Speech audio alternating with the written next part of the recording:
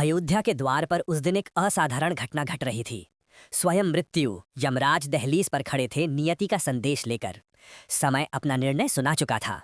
अब श्री राम को देह त्याग करना था। पर एक समस्या थी।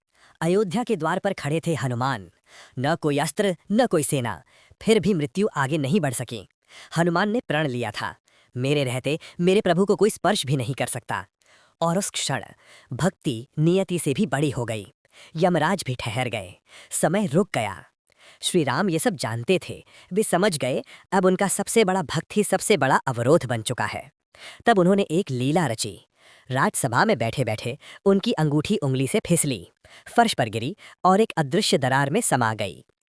हनुमान, मेरी अंगूठी ले आओ। बस इतना सुनना था। हनुमान तुरंत छोटे होकर उस दरार में प्रवेश कर गए। पर वह साधारण दरार नहीं थी। वह उन्हें धरती के नीचे और अंततः एक रहस्यमय लोक में ले गई, नागलोक। वहां प्रकाश सूर्य से नहीं बल्कि सर्पों के फनों पर जड़ी मणियों से निकल रहा था। वहीं सामने थे नागराज वासुकी। हनुमान बोले, मैं प्रभु राम की अंगूठी लेने आया हूँ। वासुकी ने शांत होकर एक दिशा में संकेत किया। हनुमान आगे बढ़े और जो उन्होंने देखा वह उन्हें स्तब्ध कर गया।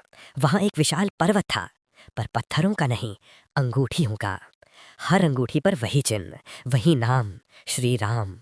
हनुमान ने एक उठाई, फिर दूसरी, फिर मुट्ठी भर, सब एक जैसी। वे वासुकी की ओर मुड़े।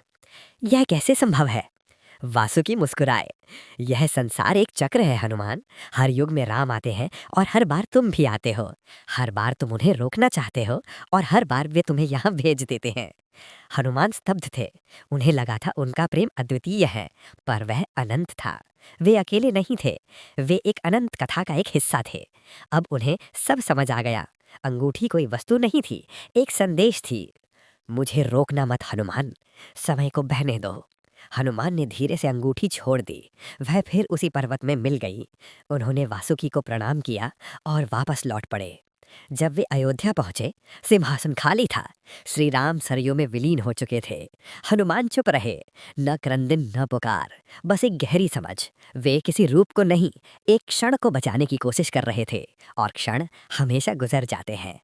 उस दिन हनुमान बिना अंगूठी के लौटे, पर साथ लाए एक सत्य। हम सब इस अनंत चक्र का हिस्सा हैं। कथा खत्म नहीं होती, बस दोहराई जाती है। और कहीं किसी युग में एक अंगूठी फिर गिर रही है। ओम।